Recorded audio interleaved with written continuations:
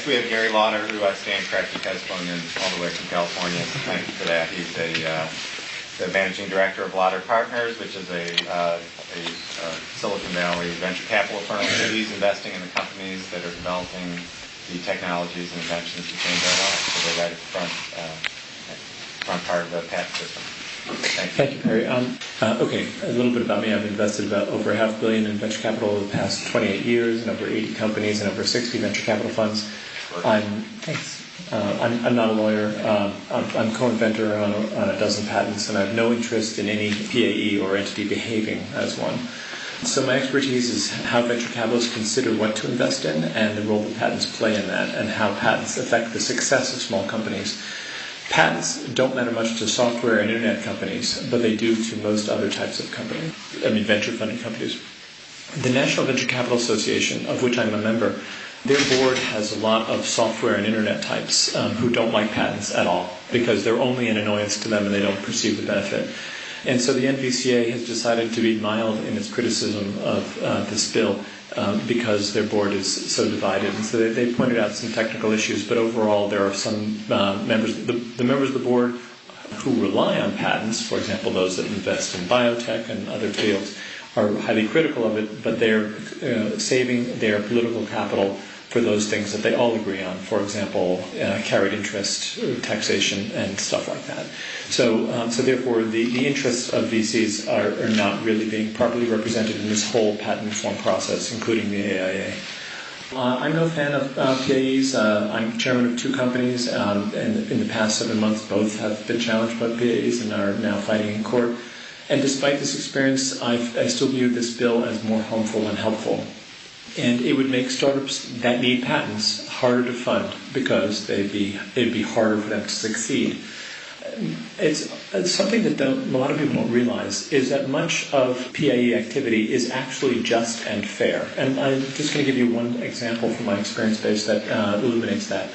In 1994, I invested in a company named Hybrid Networks, which was the inventor of asymmetrical cable modems. That means higher data rates coming down than going up. The cable industry later created the DOCSIS cable modem standard, which incorporated some of their technology. That company then found itself unable to compete in that field and moved to wireless modems, but then ultimately the company failed. And now all cable modems are asymmetrical. And so the assets of that company went to the debtors, who had lent the company some money, so not to me. And the debtors then sold all the assets, including the IP, were sold to PAE, who sued one large MSO, that's a cable operator, a multiple system operator.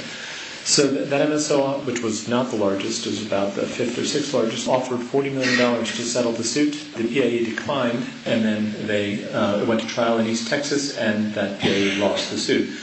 But the result is that the thieves of the IP won, and as I mentioned, I have no interest in the outcome here, but a retrospective on this is illuminating. So I knew this would be a huge market when I chose to invest, and I knew that there was a risk of theft, but one of the reasons why I was induced to invest was based on my faith in the patents being a backstop against that if the company didn't succeed commercially, at least the patents would have sufficient value to repay my investment. And so other venture capitalists who invested were Excel and Sequoia, two of the best firms in the country.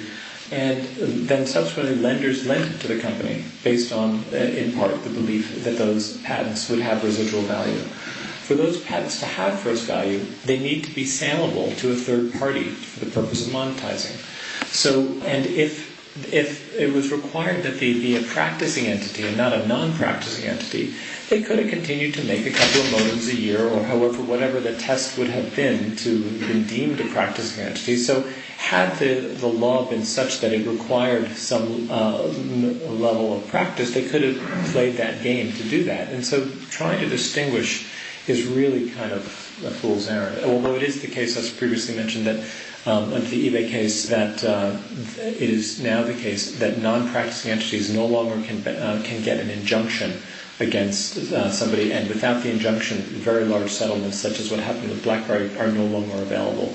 So patent reform has been going on in the courts for many years, which is generally unrecognized and certainly ignored by all of the congressional statements in favor of the AIA historically.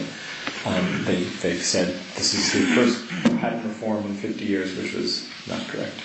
So regarding fairness, so the cable industry's cable modem, their data service cash flow is about $30 billion per year. If this PA had won, then probably the entire industry might have paid something like $200 million.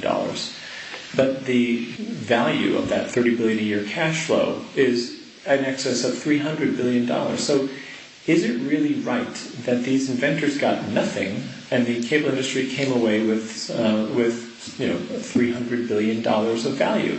I don't think so. And I don't think that it would have been terribly unjust were they to have won. They wouldn't have shut down that whole industry. They would have just gotten something for it.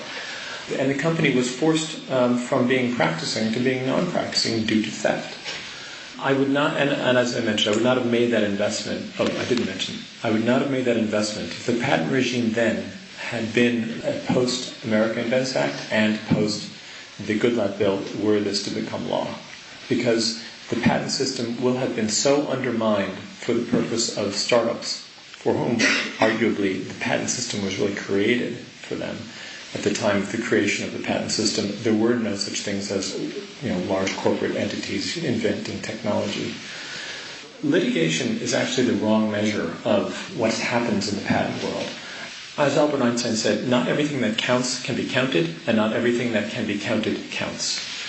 What's most important about the patent system is inducing the right behavior without litigation. Entrepreneurs and investors taking risk is the main thing you want to have happen through a patent system. That's really what it's mostly about. And then you also want to induce the incumbent companies, the big companies that are being disrupted by the small ones. You want them to buy those little companies, not to copy them and try and put them out of business. Because when that happens, that discourages all future people from taking that risk. And that is something that, unfortunately, this country has ignored through this whole patent reform process. If you look overseas, we have had the best patent system in the world, and especially as measured by what patents are supposed to create and induce and get people to do. That we have 10 times more venture capital invested per capita here than in Europe, for example. And yet the AIA was meant to conform our system with theirs. And anyway, so the point is, this is reducing the value and efficacy of patents for early stage companies. It damages what is most valuable. So regarding the incumbents copying, this quotation has stuck with me over many years. When people are free to do as they please, they usually imitate each other. That's by Eric Hoffer. That is not just in technology, but it's consistent in technology. So this bill would be yet another nail in the coffin of the startup ecosystem and venture capital in America. You can find it on the National Venture Capital Association website, but the capital inflows to venture capital today is at pre-1998 levels. So it has been going down over time, not up. And this is and part of the reason for that is the patent system getting worse, mainly with respect to the time that it takes to get a patent. Used to be 18 months 20 years ago. Now it's over double that. And that also, in my personal experience, I believe that that's one of the reasons why we've had a growth in PAEs, because by the time the patent office delivers the patent, the companies, by and large, are over and done with, and they no longer they didn't get the patent in time for that to be useful for negotiating with the larger entities that are threatening them. More than 10% of our GDP comes from venture capital-backed companies. If enacted together with the AA, this will take over 20 years for the effects to play out. And by then, you're likely to have been in a hospital room of a loved one, wishing that someone had invented a cure that she or he needs. And so I hope you'll think about that, because it's not just about the today. I suggest that you don't succumb to the troll boogeyman that everyone talks about and urges everyone towards this knee-jerk legislation. And I would encourage your colleagues to seek out opposing perspectives from experts such as the one shared in this briefing.